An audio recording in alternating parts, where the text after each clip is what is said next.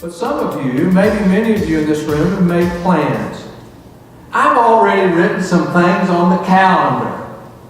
Some for March, some for June, some for November. I'm making plans. I'm a planner. I like to plan. It's kind of in my DNA.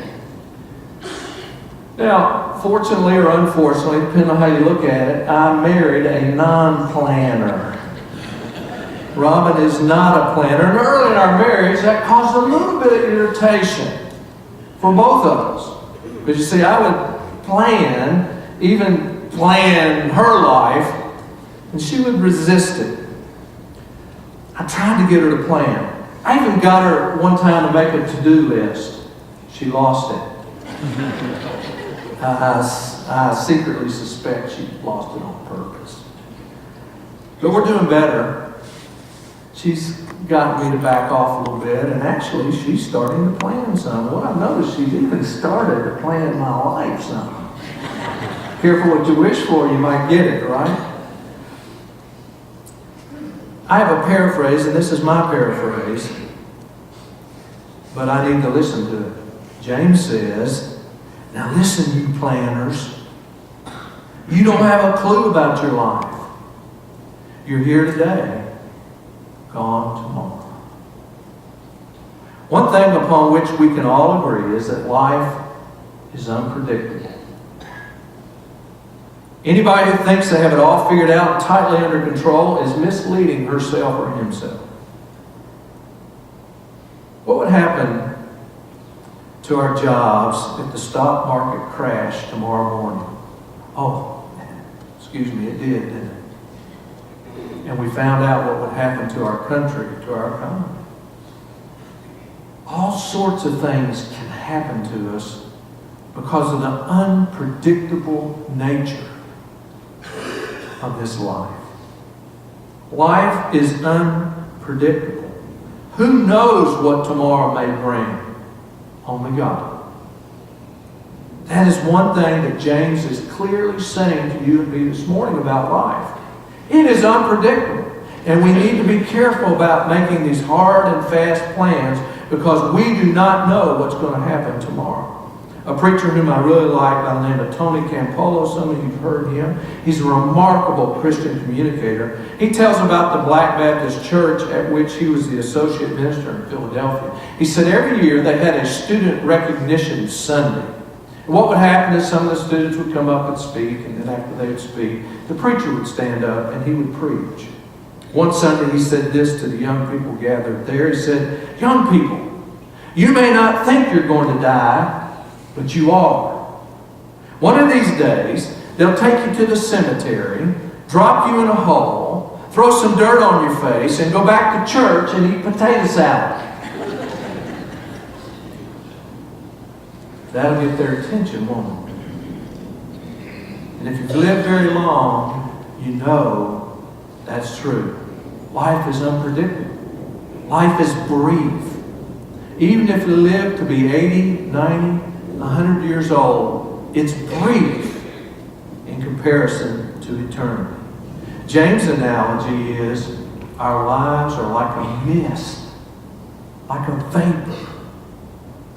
And he says that what we ought to say is if the Lord wills, we will do this or that.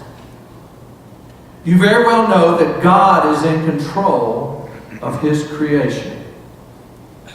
We sang a song in there to begin the service this morning, and one of the lyrics that I really like that relates to this says, I want to hold the hand of the one who holds the world. God is in control of this world. We might argue about how much God controls the events of the world, and there are Christians who disagree on how specifically God intervenes. I think probably we all in this room probably move between, and as I do, two extremes. One extreme is that God controls everything. Everything is fixed and God controls it. And then, of course, the other extreme is God has set set certain natural laws up. They're His laws. They're natural laws according to His will. And that He lets them operate, lets us operate within those laws. And only occasionally intervenes. Those are the two extremes, and all of us probably operate somewhere in between there. And I find myself sometimes gravitating more to one side than to the other, back and forth, depending on what's happening to me. But we do know that God is in control. We know that God chooses to act, and when He does, His way is best. Now the problem is, we don't know when He's acting. And that's why James says, look, we don't know what's going to happen, and we ought to say, if the Lord wills, we'll do this or that. Make your plans, but always with the caveat, if the Lord wills, I will do this or I will do that. A preacher was out painting his fence, and he read this passage from James, and he was meditating on it. Meditating on the brevity of life and what God's will was. When this fellow walked by on the road leading a horse, the preacher said to the fellow leading the horse, "Where are you headed, sir?" He says, "Well, I'm going to sell this horse." And the preacher said, thinking about James, he said, "Well, what you ought to say is, I'm going to sell this horse if the Lord wills." And the man says, "The Lord's will has nothing to do with it. I've raised this horse to sell it. It's ready to be sold. I have a buyer. I have an appointment with the buyer, and I'm going there to sell my horse." The preacher says, "Well, all that may be true, but you're going to sell that horse if the Lord wills." The man says, "Preacher, you can believe that if you want, but the Lord's will has nothing to do with me selling this horse. I've raised it to sell. I've got a buyer. I've got an appointment. I'm going. Bye." About an hour and a half later, that fellow comes back past the preacher. He's all beaten up. He's missing his pants and his boots. Kind of pulling his shirt tail down so he can be a little more modest. The preacher said, "What on earth happened to you?"